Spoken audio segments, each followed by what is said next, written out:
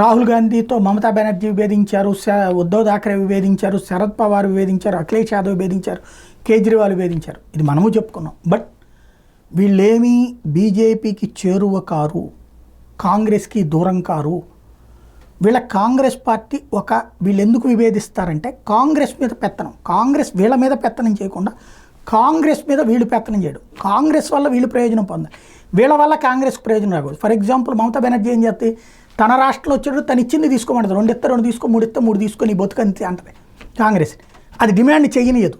అదేమంటే నీతో నాకు సంబంధం లేదు పోమంటారు. కేజ్రీవాల్ పంజాబ్లో అట్లాగే సొంతగా పోటీ చేశాడు, ఢిల్లీలో సొంతగా పోటీ చేశాడు.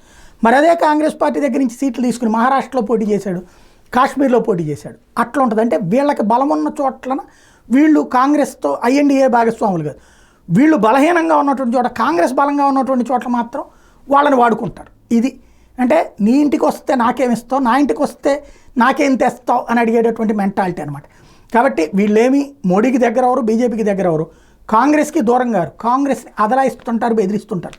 సరిగ్గా అర్థం చేసుకోవాల్సింది స్ట్రాటజీ.